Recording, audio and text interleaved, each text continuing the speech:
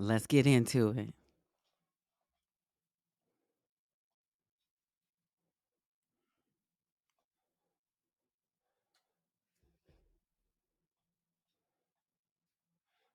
It was at the HRC headquarters. Yes, I remember that event. Yes.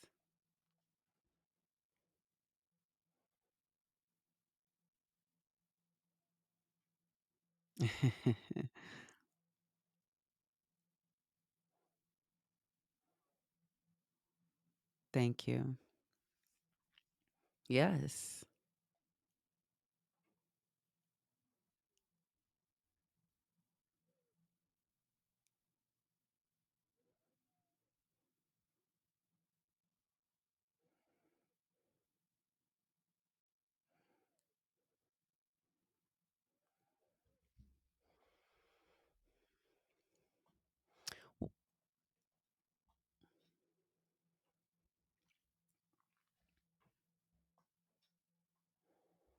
Well, thank you, first of all, for having me. And, I'll say this, it's not just the folks that were living under a rock, it might have been the white gays.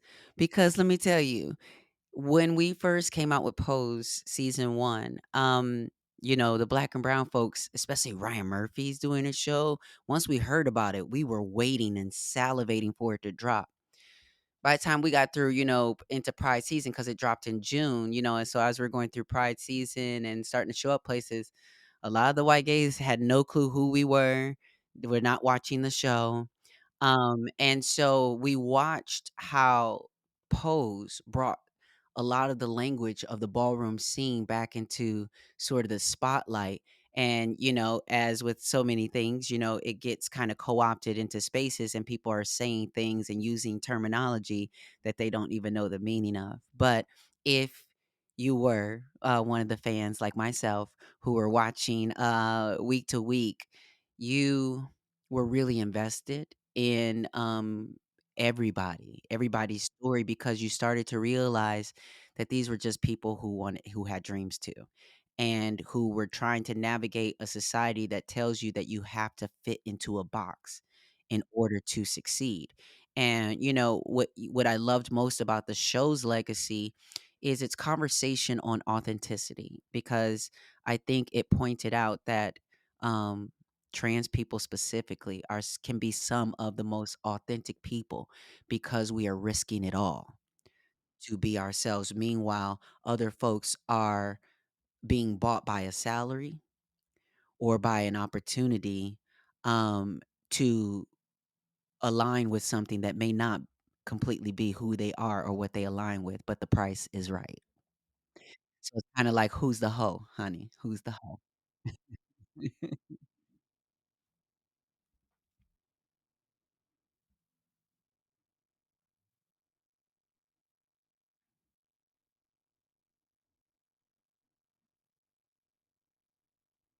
Well, that's not the truth though. No, no. Like, and I think that the way that Hollywood works and the way that all of this works is it just definitely plays on assumptions a lot. But no, that was not the case. It wasn't a situation where I had this job to go to and so they wanted to get me off the show. It was a situation where I received a call out of the blue from Ryan Murphy and he was just like, "So this is what we're going to do." And as he's telling me, he's like, "I'm just gonna rip off the Band-Aid," and he's telling me that, Candy's gonna, exit the season, after 2 seasons. He said, "But don't worry, I've got a role for you, on American Horror Story and whatnot." And so, I kinda but he hyped me up because he was like, "I really feel that," he was just like, "I feel like you're the only one who can right now pull the emotion out of people for this particular thing." And they also were talking about like Emmy season and all these things or whatever. But, sort of the truth of my experience was, again, people assumed that I had this job where, it was like Stephen Canals and Janet Monk, who were devastated, I think, at first when, Ryan Murphy came into the writer's room and was like, "I have an idea," and they were like, "No, you can't. You're going to kill the," And I remember Janet, saying that she was like, well, you better make sure, because she's a great actress and she's going to feel like this is punitive. And, so you better make sure that you have plenty of real estate to, hire her in. So I think Janet was an advocate, for me at that time, for him to make sure that I had something to go to. So, that was how that sort of played out. And then, it's unfortunate because there's so much that Black trans women bring to society, to culture, to trends, to so many things, only to be constantly then overlooked. I still to this day am being tagged by people who are either just now watching it or watching it for the 50 millionth time, and are talking about Candy's either lip sync, or, talking about how they love Candy and all these different things. And yet, when Emmy season came around, FX and Ryan Murphy did not invest in an Emmy campaign. There were no billboards. There were no ads saying "vote for Angelica," because that's what they do during Emmy campaign. That's what he was telling me. They were pulling this also for as well. Obviously for to educate folks and whatever. But he was like, he rushed it because it actually and that's what our fans basically kind of was like, this feels rushed. And it was rushed. Because all of a sudden it became what we call ex I forget the term, but basically where you're explaining more than you are showing and actually seeing what's happening. So all of a sudden she's got HIV, there's all these other things that are happening that we didn't know about, or see happening, the sex work. We didn't even know she was doing sex work until all of a sudden they were telling us that. And then she was ended up in a motel room. And so, you know, it's because what's for me, what has been an incredible experience is to discover my value from being on the streets and sex work and being a Candy, to the point where now I'm being is being debated whether or not, because Billy Porter was the only one who was nominated from the show. And folks, it was like a wait your turn thing. Then it was like, well, what about there? Nobody's giving that performance. And yet to this day, it's one of the performances that people still talk about. So it felt off to be put in this position, but to not actually have the support that I feel like I should have had in that time.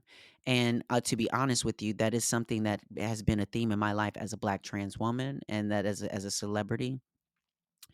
Oftentimes, people want to almost siphon out the value in me without actually valuing me. Half the time, without actually even liking me. Might even think I'm lucky and all whatever, all kind of other things about me. But if they can get me to show up to their event, or if they can get me to, sprinkle a little fairy dust on them, or get money out of me, or whatever it is, um, so it really set me up for a beautiful place in my life where, regardless of what people are saying or doing, how they are valuing me or not, I am very conscious about my uh, contributions and the value of those contributions. So I feel good about, what I contribute to.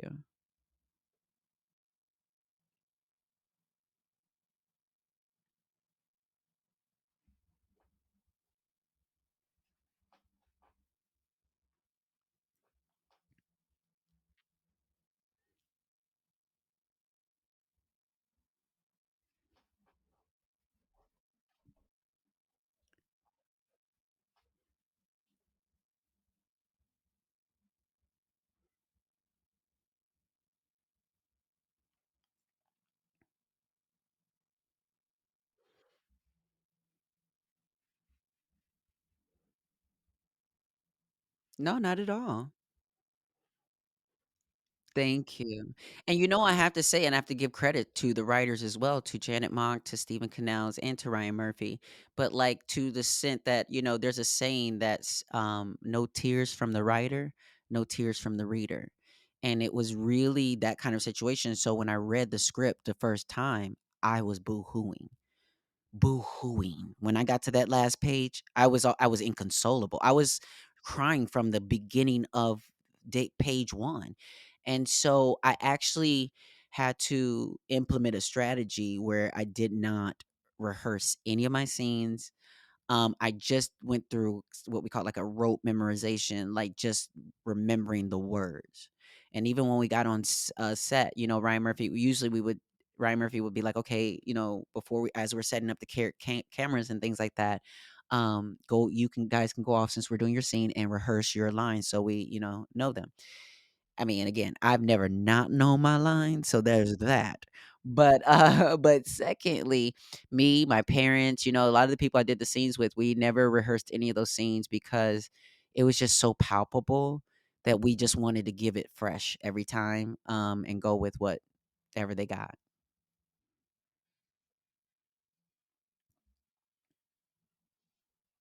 Mhm. No.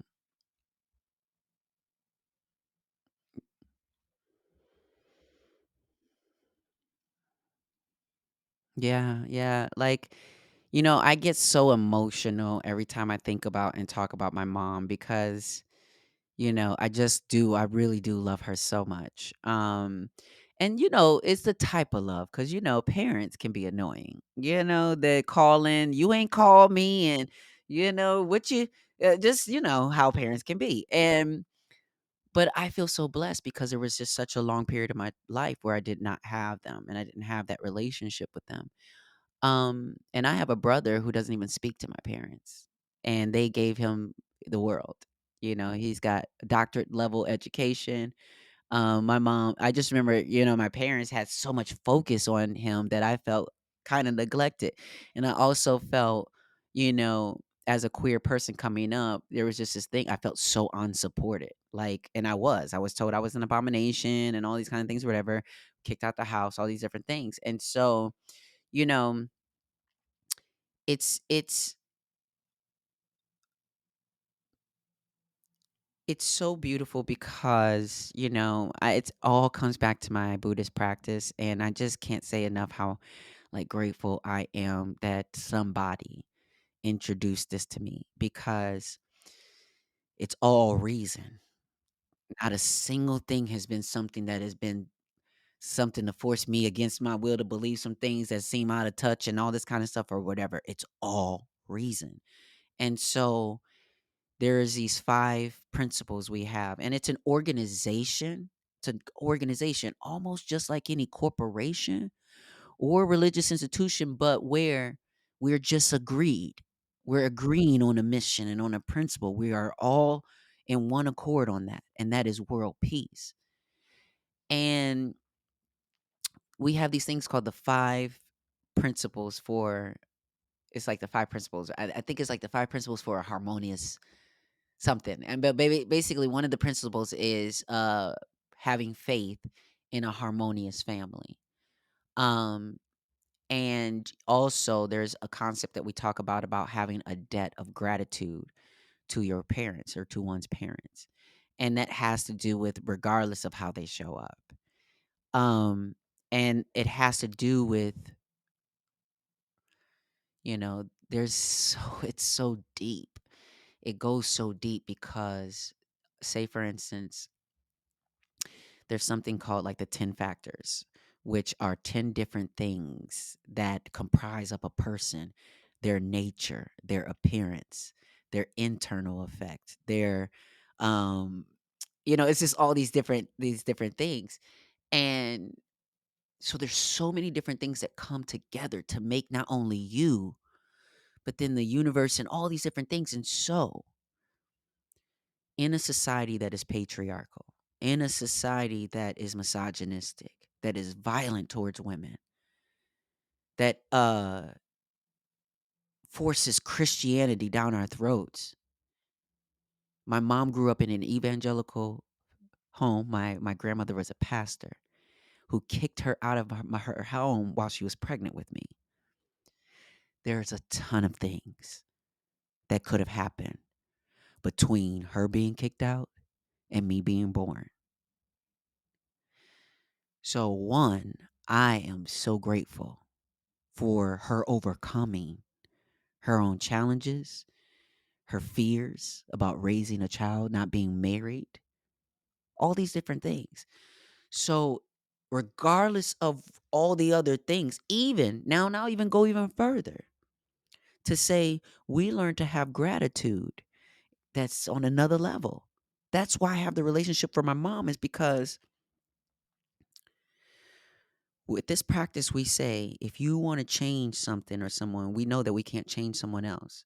So we have to chant for the situation to change and, chant for the best outcomes, but also chant for our Buddha nature, our highest self to come into the situation.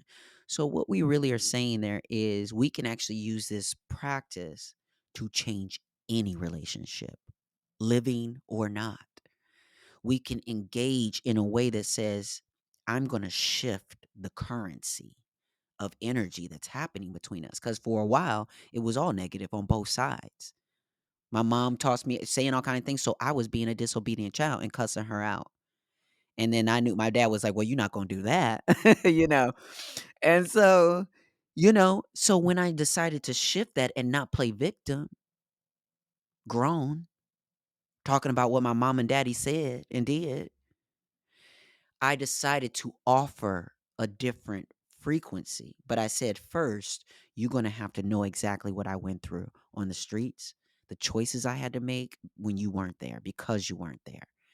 And through authenticity and honesty and grace and all these different things that they didn't offer me, I had to introduce it into the situation. That's how it changed. So anybody, I'm not gonna say it's all that easy. I make it probably sound a little bit easier than it is, but that's why we call this a Buddhist practice, because it tells me to take responsibility, the ability to respond, take responsibility for my life. So, which means if Buddhism is a practice, if spirituality is a practice, if I have to take responsibility, if I have to every day find a response to my life, then I probably need to practice at having a better response. That's what this is. It's forgiving them because they didn't respond to you the right ways as a child, as a whatever, and then giving yourself the grace to say, you know what, yesterday I was on one. Let me respond better today.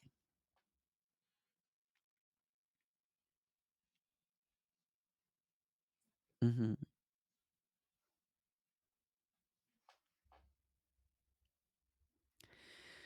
Yeah, and it's just something that's just so overwhelming for me, and it's so odd because one of the people who introduced me into the practice, his name is Alex Bowling. He's also an actor, but and has been practicing for a very long time.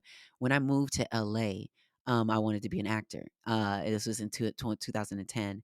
I broke my engagement off from my fiance, left, stopped doing drag, and I said, I'm no longer lip syncing. I'm going to work on my own voice. And basically got into the thick of things. I was staying in a motel. I didn't have a job. And I saw a Craigslist ad for a roommate, and I answered it, and I asked him because to like work with me as I try to get this job at Apple. I was gonna be working for Apple. And so I did get the job at Apple. He had a friend come over, and I could hear them chanting, and they had, invited me to chant, but I was like, oh yeah, I was always kind of open to Buddhism. I was stationed in Japan when I was in the military, in the Navy, and I chose Japan. Something about bonsai trees and Buddhism, Ikebana, like a lot of the culture just really spoke to me. So I was definitely open to the Buddhist practice and sayings, but I was like not ready. I was depressed. I broke off my engagement. Even though I broke it off, I was still depressed. Um, I was broke.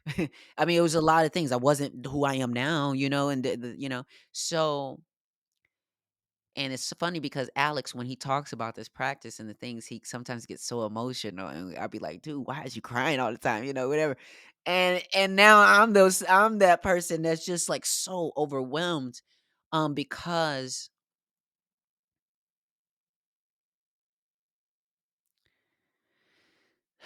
my main message that you hear me talk about is how I know my value, but the reality is that there's an onslaught. There was an onslaught to trick me out of that understanding, and a lot of people. have been tricked out of the understanding of their value. So much so that the suicide rates are so high, specifically amongst LGBTQ folks. To me, that is indicative that a message has been received that your life is not valuable. And what does not help is having a country who is supposed to have a separation of church and state to uplift, indoctrinate an ideology that reinforces that understanding so much that it's not just society that is violent towards people they don't find valuable. It then becomes a poison that is internalized. And now we are almost reenacting that upon ourselves because we are doing the oppressor's work on ourselves. That's the main reason, is because in my story I talk about how I also attempted suicide. And I'm Angelica Ross. So allow me to be conceited for a moment.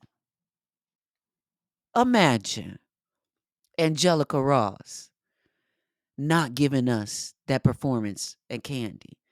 Imagine Angelica Ross not doing the human rights work and the things and imagine Angelica Ross not founding Trans Tech. Whatever those things are, just saying that there was value in all those things that I said. And that would be all value that would have been lost. And what I know for sure now because of Buddhism, the lens it's given me is to understand even when it's hard to see.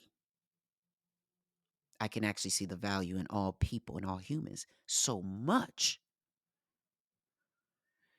that this is the kind of perspective that we need in human resources. How can you even identify humans as resources if there's so many people you find not valuable? So when I grew up in church, so I grew up with a spiritual understanding and a little bit of access to that power. I had it until they told me I didn't. But it didn't make sense though because I know what I feel. So what you saying is one thing, but I can feel the spirit moving in me, so I'm not sure what you're talking about. And so I had to close the gap in that understanding for me. And so I went to so many churches when I was even when I was engaged to be married with my fiance. I was dragging him around to every church trying to find a church home, and even found an LGBTQ church. And I still was not satisfied with the ways in which I think the best they could, of course, so well done, explain why Jesus never said anything about homosexuality, but also, the Bible does not say what these homophobic people think it says. But there was way too much work that needed to be done for me to get to that understanding. And it was very clear to me it wasn't clear enough because you got a lot of people at Pride saying God hates fags and, you're a sin and you're going to hell and all these kind of things. So when I was introduced to Buddhism and I walked up to the center in Los Angeles for the first time, and I saw other black people, other black women with locks and gray hair, and what I could immediately see was black women who did not feel the need to bend to patriarchy, did not feel the need did not feel completely oppressed by that. And then I was initially a little bit nervous about telling somebody that I was trans. And then when I told other black people and other people that were at the center that I was trans, finally got the courage to say that, the look on their faces that was of complete awe and joy that said, "Oh, wow, congratulations." Because we say congratulations to each other whenever we know someone is faced with a big challenge. Because we know that we call it benefit. We practice to show actual proof and benefit. So they know, Ooh, with this practice, someone like you, congratulations. And so every time I see someone, there are times when I've met people who were in complete misunderstanding of their value. And when I look at them, there's this thing where I both can kind of cry with them and feel what they're feeling, but also I feel this incredible joy for them because I'm like, oh, when you get a hold of this and it starts to deepen and sink in, you're going to the turnabout that happens for you is is just it's way more valuable than anything anybody could offer you. And that's why people are so confused when I walked away from Hollywood, consciously saying you can and loudly saying, calling everybody out and saying what I said because I don't care who you are, what you think. I don't care how low my money is. You could never offer me anything that is more valuable than my own personal and spiritual power.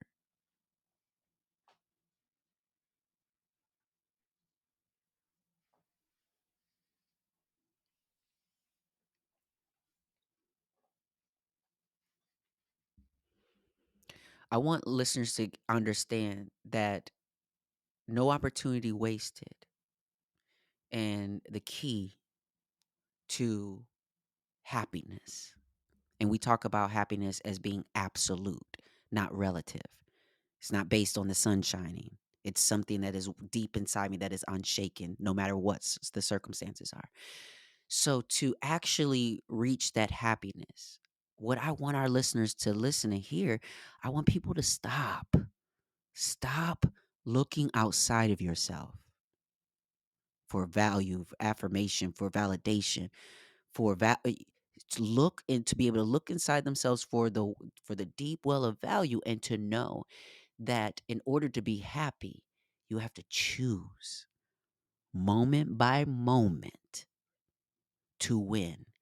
So, what that means is every moment, every day is an opportunity to win over your darker self, over your depression, over your stagnation, over your unwillingness, whatever it might be. So, we call our listeners winners. I want everybody to vibrate with that and understand that you are a winner and that forget the scoreboard. Forget what your credit scores say. That's not the scoreboard I want you to look at and understand that you can, even if you feel like you're losing right now in life or whatever it is, that you absolutely can develop a winning mindset that understands the game's not over. That's what I want people because I've had so much projected at me as somebody who's famous. Oh my goodness, and whatever. And I'm like, no, no, no, baby. I'm a mirror. So whatever it is that you see in me, please know the exact same thing is in you. And people think that's a cliche. People think that that's a whatever, a shoe, whatever, and it's fact. So the more I can get people to understand that as a fact of life, that is how our culture changes. When we have actual people, I just posted a clip today that was a quote from Jose Tota that talked about the fact that anybody can kind of criticize and lament on the problems in society, but we got to realize that governments and all this stuff is made up of just people, just like me and you. So until the people actually have a change of revolutionary change of heart, I don't care what policies you put up, things won't change. So the way that I have changed, the change you see in me from being a defeated victim of my life on the streets doing sex work, that same change can be had by anybody. So much just like the children in Gaza dancing with the sound of bombs bursting in the background. How? That's the place. You understand? Because even in those moments, you can find joy, and they're finding it. That's why Palestine will be free. That's why Palestine will never die.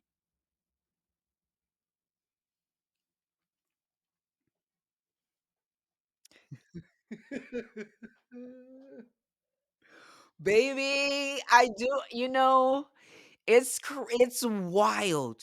It's wild. It's wild because I grew up in church and I did grow up thinking that I was going to uh preach.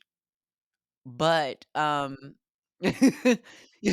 you. And but the thing is, honestly, that's what I think it is I was meant to be an unlikely source in which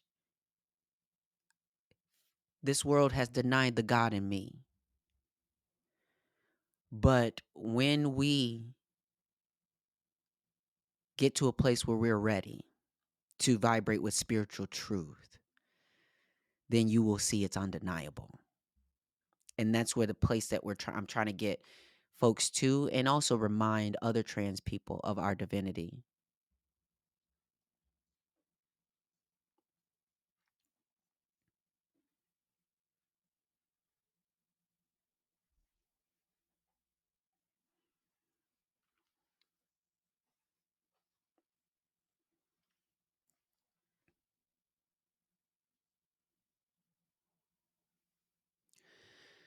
Yeah, I mean it's a lot of things, and I will say this: I think one of the major things is that sex work for specifically for trans folks needs to be decriminalized. And the reason why I say that is because until we have a society that is not hell bent on preventing trans people from being employed, from being able to exist in public life and access public accommodations like the bathroom, then we need to allow trans people to make the best decisions that they see fit for themselves and their body and their livelihood, especially if we're not talking about violent crimes here. So that's number one, because when we remove the danger of being wrapped and roped into the criminal system for a black trans person, that's good luck making it out. Like you got a lot of work to do on the other side to shake that off and to not be roped into the system now for a while. And so what I know is my experience was that I needed the grace that only I gave myself when no one else did. So what I did was I did sex work while also learning HTML and CSS and reaching for something else, reaching and knowing that something else could be available to me. So we have to actually make it make sense in that, these things are actually possible. But I think there's a deeper conversation that we're almost ready for. I don't think that we're quite there. But I think that as uh, minority communities, we have got to come to terms with the fact that we have been accepting crumbs.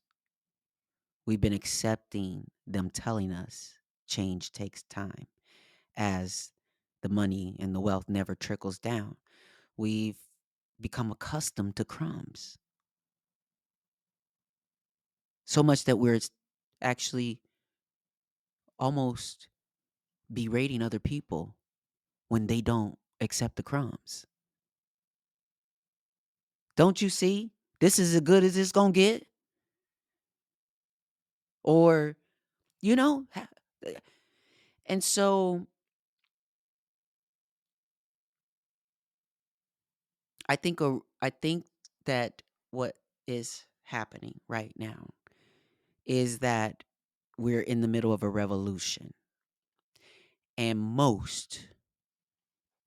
and this is the reality, most revolutions include bloodshed.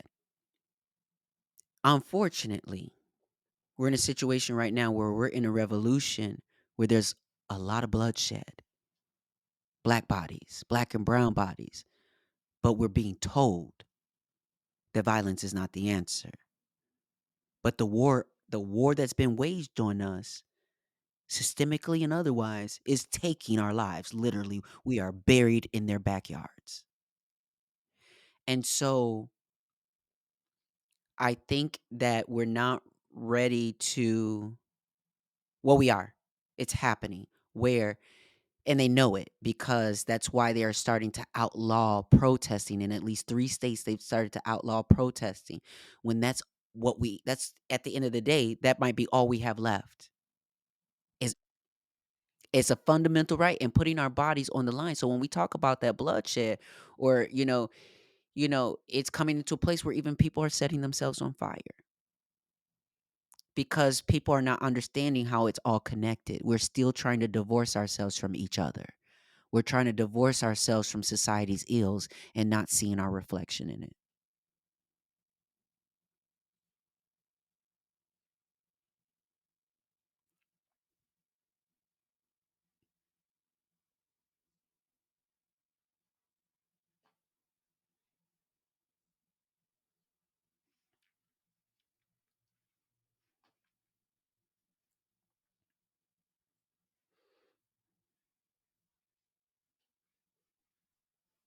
Yeah, yeah, the other, he's the executive director, yes, EC Pizarro the third, and it's been about 4 years now that he's been leading, and um, you know, yes, I started it from my own experience and figured, listen, I'll just create a blueprint. This worked for me.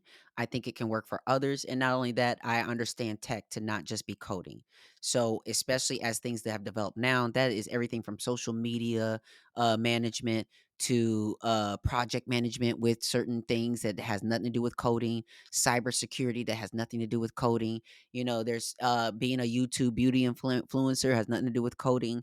It's just understanding how to leverage the technology to get what you want and to get what you need, and to build the skills that you need.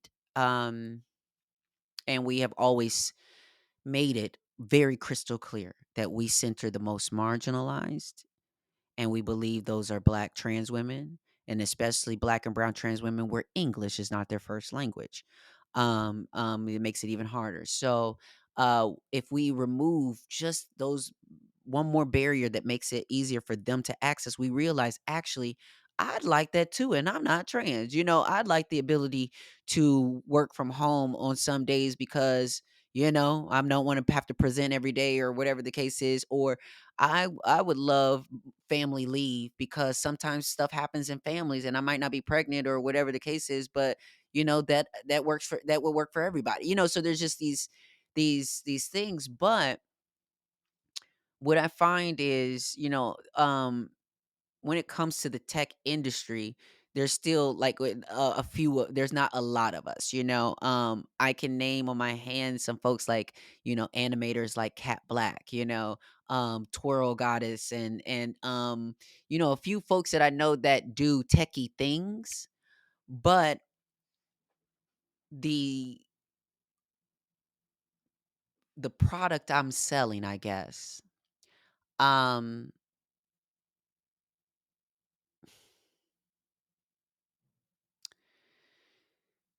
you know,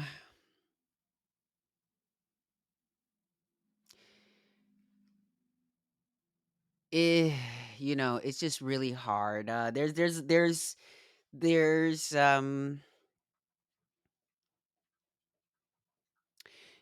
I'm stepping into a space because for the longest time before, as I was creating trans tech, part of my struggle was having to try to shift the tide of the nonprofit industrial complex that was basically using my community for metrics and funding.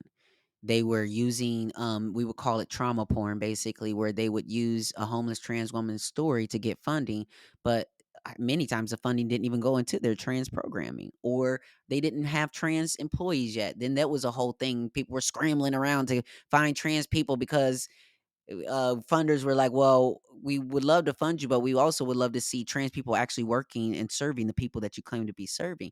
So there was a lot of disingenuous, building and things like that or whatever. But so, even in the movement for equality, marriage equality was won on the backs of trans people by leaving us behind. They took us out of the thing so that they could pass marriage equality. So, with that being the state of affairs, Like, I've just seen a conditioning that has been untrusting of nonprofit structures, of even opportunities and different things. And so I feel like sometimes, a lot of times, when it comes to that opportunity of trans tech, because it's like tech and telling people, introducing them to like skills and maybe free training and things that they have to do. A lot of times some folks are not really interested in doing the work. And they want a solution right now. They want money. They want certain things right now. And now understand that I've been there where you been. I was on the street too, doing sex work. I had to take these steps too. Is am I not? Are you too good to take the same steps? And it's not that you want other people to have to suffer or struggle, but work is work. Experience is experience, and we all need to be doing those things. So with the podcast, with no opportunity wasted, with me preparing to run for office, I'm able to step away from a certain space, and I'm telling people I'm valuable and you will pay for my time. Meaning there's trans tech, there's all these other things that are nonprofits, whatever. You're not going to use the fact that you're a black trans woman and I'm a black trans woman to play on my emotions to get an opening of anything. And that has happened for a very long time. And I have learned to set boundaries and do things with that. But now, many of them, I've developed this community online for, if you go to missross.com, it's called the Winner's Circle. So our listeners can go beyond the podcast and join my community with the Winner's Circle and get, just information and different things for like a starting price. I think is like $4.99, $5 a month. The next price up, I believe, is $19.99 a month, $20 a month, and that gets folks into a monthly Zoom meeting with me, with only the people who are paying that, and can also then break out into breakout time to ask me individual questions and things like that. But that's $20 a month. And so what I'm saying to folks is, you got money for that weave, you got money for that bag, you got money for them clothes, you got money to pay me $20 for my time. Yeah.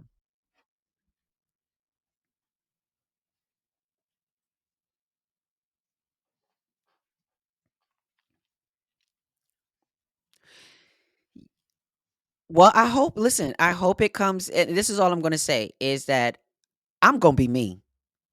So really, it's gonna be up to the Georgia voters, because I'm gonna be crystal clear about who I am and what I stand for, and there will be no switch up.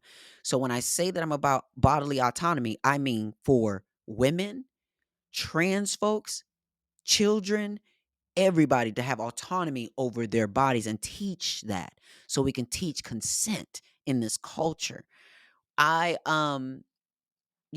I also am someone who, again, coming from a marginalized identity and community or whatever, I had to navigate some very murky, uncertain territories to come to my understanding. We teach biology. We teach biology in schools so that hopefully individuals will have the minimal understanding of how to take care of themselves and their bodies, and to, you know, uh, yeah, be healthy. Um, I went on a tangent. So, what was I saying? I'm sorry before that.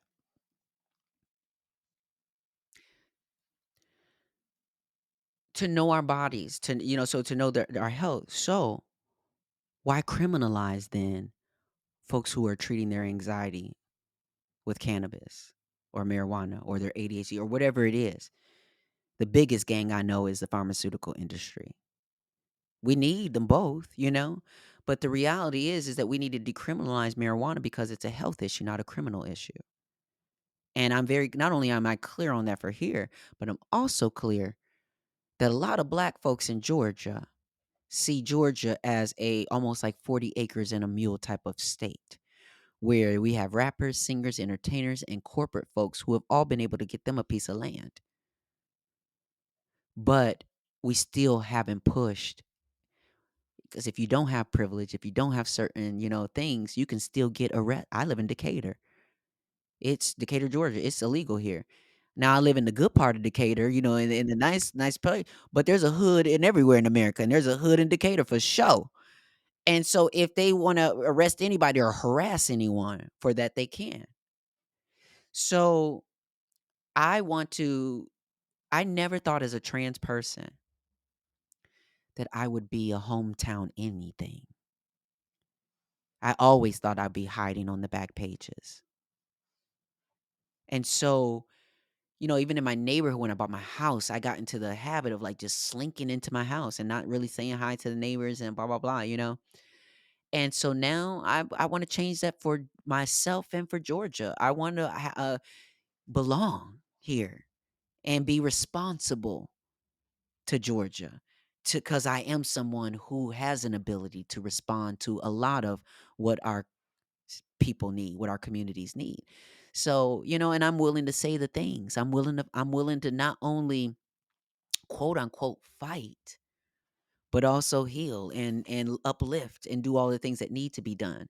So, we will dismantle the things that we need to dismantle, but I'm also here to rebuild. So if the people in Georgia, and I'm gonna be clear with that on my podcast, on all the issues, when I get out into the streets, knocking on people's doors, I'm gonna do the work.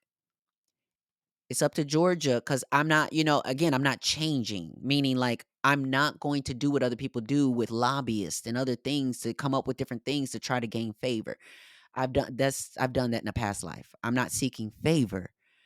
I'm seeking for them to put me in the position so I can uh restore the power into the people's hands.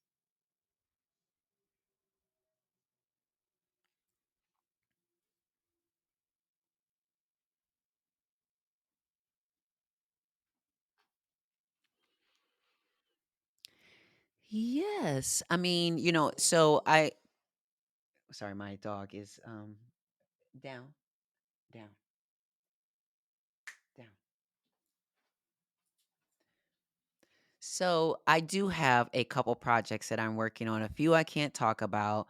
But I have, people for the folks out there who thank you so much for the people who have been fans of my work. And who are telling me that they're gonna miss me on their screens and, things like that. And all I gotta say is you won't miss me for too long. I do have a couple major projects in the works. I'm talking major that are going to be really, really amazing. So I hopefully will be able to talk about that maybe in the next couple months. I'm also working on a stage play here in Georgia. Um, I am putting out more music.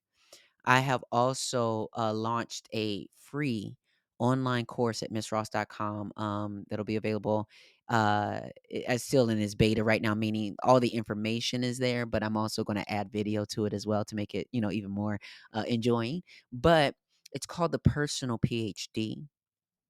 And basically, I just kind of explain to people like, I have spoken at so many colleges and got nan degree to my name, not nan one. And not only that, but it's people who tell me they teach about me in universities. And so, what I want to share with people is how to build a life of so much value that you learn to have a master's degree and a doctorate degree in yourself, in your own life.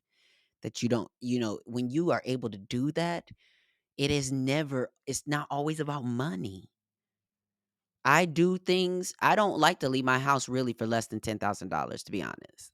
But there are things that I know are very important for me to be at and show up at to so I understand my value. So when I show up in a space, there are people who are happy to see me, who see my value that, oh my God, Angelica Ross is here.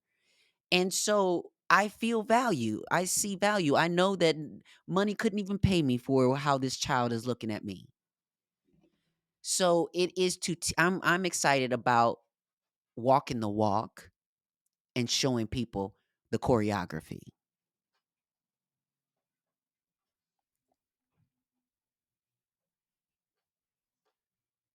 Thank you.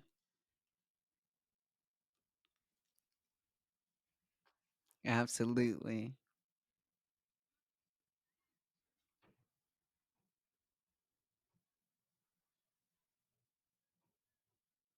Thank you so much, Oscar. This is so great. Thank you. I'm glad we finally connected.